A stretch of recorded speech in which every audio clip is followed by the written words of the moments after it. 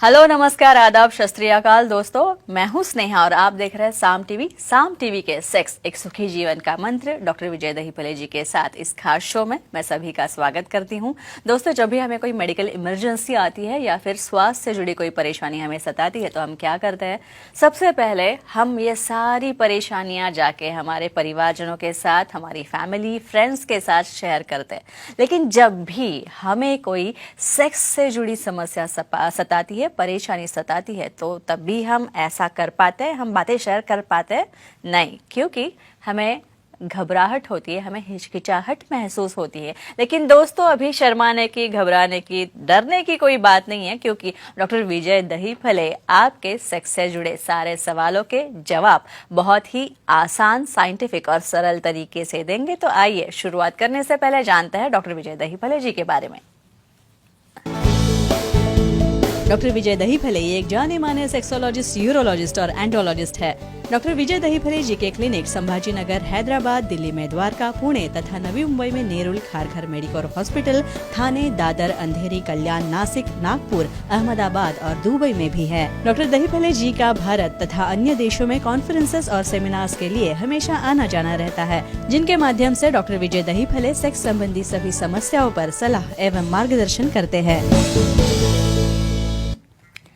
तो आपकी सारी सेक्स से जुड़ी परेशानियां और समस्याएं, व्याधियों को जानने के लिए और उनके सवालों के जवाब देने के लिए, आप सारे सवाल जो आपके मन में है उनके जवाब देने के लिए हमारे साथ इस शो के खास मेहमान सेक्सोलॉजिस्ट, यूरोलॉजिस्ट, एंड्रोलॉजिस्ट डॉक्टर विजय दहीफले जी हमारे स्टूडियो में मौजूद है, जो आपकी सारी समस्याओं का समाधान करेंगे। तो आइए डॉक्टर साहब का स्वागत करते हैं। डॉक्टर साहब, हमारे स्टूडियो में आपका स्वागत है। नमस्ते।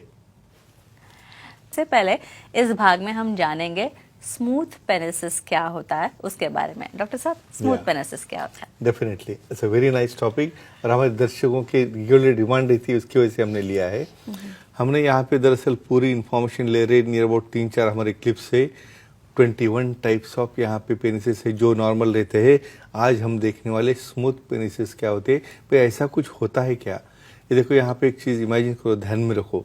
बहुत बार कुछ लोगों को अपने हाथ पे हो या पाँव पे हो वेंस दिखते हैं, उसी तरह कुछ लोगों में कुछ भी नहीं दिखता है, वहाँ पे ऐसा चबी जैसा प्लेन रहता है पूरा। तो कुछ पेनिसेस या लिंग जो रहते हैं एकदम प्लेन है, एकदम स्मूथ है, कोई एलिवेशन नहीं है उसके ऊपर, कोई डिप्रेशन नहीं है उसके ऊपर, ऐसे पेनिस को कहते हैं स्मूथ पेनिसेस।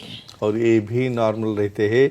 इसलिए कुछ डाउट हो आपको तो सेक्सोलॉजिस्ट, यूरोलॉजिस्ट से मिलके इसके अंदर हम चेंज कर सकते हैं, लेकिन अपनी पार्टनर की सम्मति लेके और कंसेंट लेके। अच्छा डॉक्टर साहब, जाहिर है स्मूथ पेनिसिस के कुछ तो फायदे होते होंगे, तो ये कितने फायदेमंद है? Very nice question.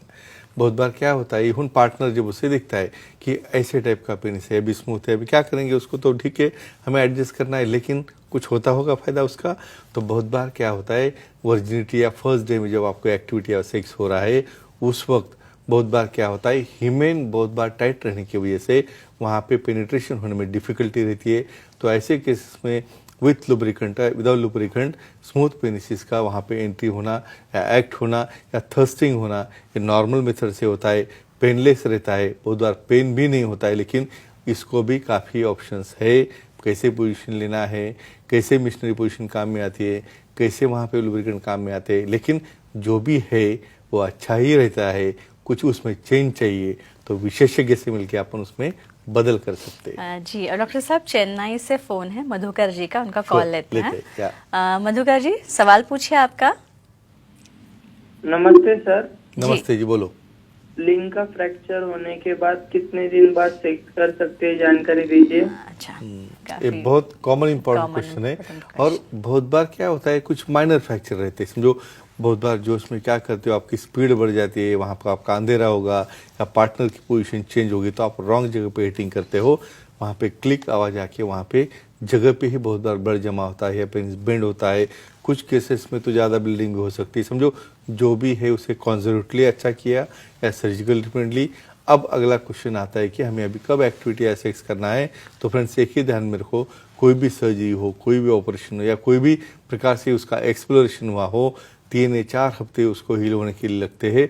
और फिर भी उसके बाद विशेषज्ञ से मिलके भाई वहाँ पे पोजीशन क्या चाहिए, वहाँ पे कुछ लोगों को ईडी रह सकता है या इरेक्टाइल डिस्फंक्शन सकता है, कोई टैबलेट यूज़ करना है या नहीं है, या कौन सी बेहतर पोजीशन होती है, या हमारे सुखी जीवन के मंत्र की बुक में भी मेंशन किया है। तो डेफिनेटली 1 मंथ तक आपको गैप देना ज़रूरी रहता है, इम्पोर्टेंट रहता है।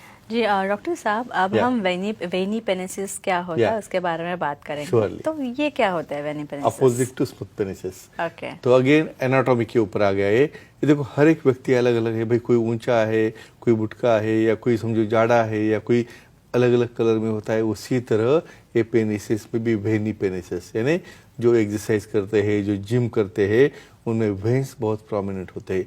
तो नीचे पेल्विक रीजन में, इवन पेनिस के ऊपर ऐसा नेटवर्क दिखता है वेन का, फ्रंट और बैक साइड में। कुछ लोगों को तो लगता है ऐसा क्या एबनॉर्मल है, तो एबनॉर्मल नहीं रहता है, इसलिए ये भी पेनिसिस नॉर्मल रहते हैं। और कुछ पार्टनर को डाउट हो तो विशेषज्ञ से मशवरा करके उसे हम कुछ चेंज करना है तो कर सकते, किन दोनों के कंसेंट से। डॉक्टर साहब, अभी जाहिर है इसके भी कुछ ना कुछ तो फायदे होंगे वेनी पेनिसिस के, इसलिए नॉर्मल क्या है, एबनॉर्मल क्या है पता होना जरूरी है। यहाँ पे देखो हर एक की इच्छा अलग है, हर एक का अट्रैक्शन अलग है, हर एक को जो फील चाहिए वो अलग है। ये तो बहुत बार ऐसा होता है पार्टनर खुश हो जाता है, बहुत अच्छी बात है। यहाँ पे नेचुरली ही एलिवेशन और डिप्रेशन से नेचुरली वहाँ पे वेंस है। तो जब एक्ट चल रहा है, जब थर्स्टिंग चल रहा है, तो जी पॉइंट जो रहता है फीमेल्स में 12 o'clock में वजाना के अंदर एंट्री करने के बाद जहाँ पे न्यूरोवास्कुलर बंडल रहता है, उससे जब तक फ्रिक्शन नहीं होता है तब तक ऑर्गेजम वहाँ पे नहीं मिलता है, या पेल्विक फ्लोर कांटेक्ट नहीं होता है, या उन्हें सेटिस्फैक्शन नहीं मिलता है। तो ऐसे केसेस में जहाँ पे वेंस ज़्यादा हो वहाँ पे फ्रिक्शन वहाँ पे अच्छा रहता है, और वहाँ पे ऑर्गेजम होने के काफ़ी अच्छे चांसेस रहते हैं। अपने पार्टनर को ये ज़्यादा इंजॉयबल रह सकता है। तो ये सबसे बड़ा फायदा है वेनी पेनिसिस का। डॉक्टर साहब, पूना से फोन आया है, माधुरी जी आपके साथ बात करना चाहते हैं, उनसे उनका कॉल लेते हैं। माधुरी जी, सवाल पूछिए आपका। प्रणाम सर। जी प्रणाम जी, बोलो। सर्कमसीजन सर्जरी करने के बाद कब सेक्स करना चाहिए?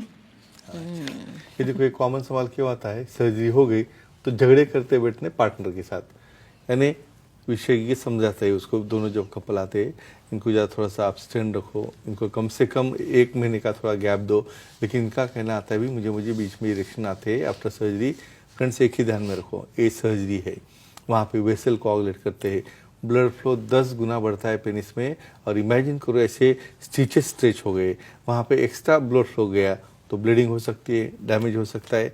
तो एटलीस्ट आपको कम से कम 1 महीना वहाँ पर एब्सटेंड करना है, जब तक सूचर एब्सॉर्ब नहीं होते, जब तक वहाँ पे पेन कम नहीं होता, और जब तक वहाँ का हीलिंग अच्छा नहीं होता।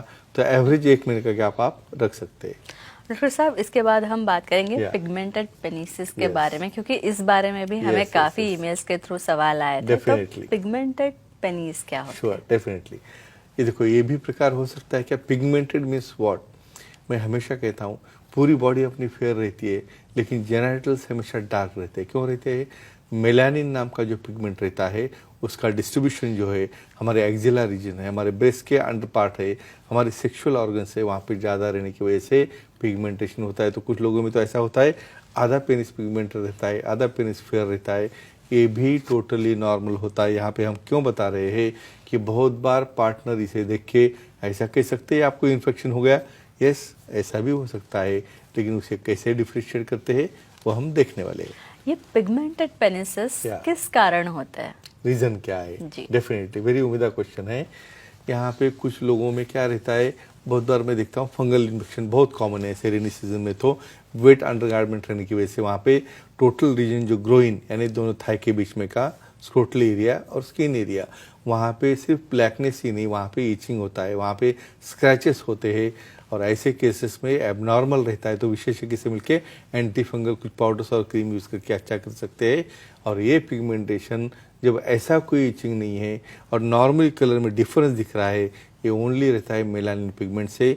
इसे एबनॉर्मल नहीं कहना चाहिए, लेकिन कुछ आपके झगड़े हो रहे हैं उसके ऊपर से, तो आपको विशेषज्ञ से मिलना है और सेक्सोलॉजी यूरोलॉजिस्ट एंड्रोलॉजिस्ट से मिलने के बाद ही उसे हम डिफ्रेंशिएट कर सकते हैं। तो फ्रेंड्स एक ही ध्यान में रखो, ऐसा कुछ भी सेफ हो, कुछ भी डाउट आपको आ जाए तो वहाँ पे खुद कुछ डिसीजन नहीं लेना है, भले छोटा हो या और कुछ उसके अंदर हो, तो विशेषज्ञ दिखाओ, अपने डाउट्स क्लियर करो और अपना सेक्सुअल लाइफ अच्छी तरह से एंजॉय करो। जी डॉक्टर साहब, बहुत ही साइंटिफिक इंफॉर्मेशन दी। पेनिस के Yeah. कितने सारे प्रकार, प्रकार होते हैं, sure. उसके बारे में पिछले भी एपिसोड्स में हमने Definitely. चर्चा की थी। ये भी ये चर्चा भी बहुत अच्छी थी। तो डॉक्टर साहब जो है हमेशा ही आप सारे लोगों के सवालों के जवाब देने के लिए, आपकी सारी समस्याएं सुलझाने के लिए हमेशा कटिबद्ध होते हैं। तो आपको भी डॉक्टर विजय दहीफले जी से मिलना है तो आप ज़रूर मिल सकते हैं। तो ये थे हमारे खास मेहमान डॉक्टर विजय दहीफले, जो कि सेक्सोलॉजिस्ट, यूरोलॉजिस्ट और एंड्रोलॉजिस्ट है, जिन्होंने सेक्स समस्या और उनके सारे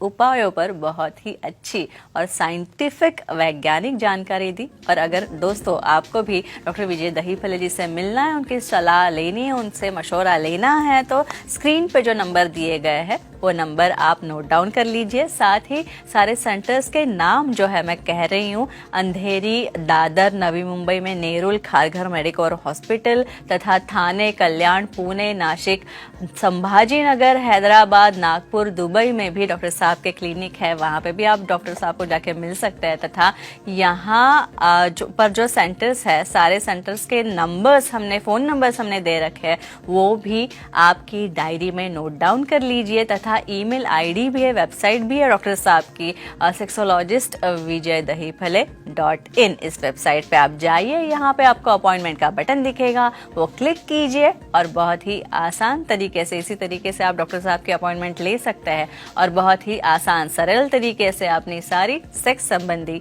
लैंगिक समस्याओं पर समाधान पा सकते हैं। डॉक्टर साहब की सलाह आप पा सकते हैं। तो डॉक्टर साहब, आप हमारे साथ जुड़े और बहुत ही साइंटिफिक वैज्ञानिक जानकारी दी। ये सच पूछूं तो, सच बताऊं तो डॉक्टर साहब, हमेशा ना मुझे एक ये होता है कि आप जो बात करते हैं या फिर जो सवाल हमें दर्शकों के आते हैं वो बहुत ही अलग होते हैं, और यही हमें चाहिए कि लोग खुल के बोले सारी सेक्सुअल प्रॉब्लम्स पे, समस्याओं पे। तो डॉक्टर साहब, फिर एक बार आपका बहुत बहुत शुक्रिया। धन्यवाद। तो अब समय हो चला है दर्शकों का विदा करने का, तो उनसे विदा करते हैं। तो हम यहीं पर रुकते हैं। गुड नाइट, शब्बा खैर, शुभ रात्रि।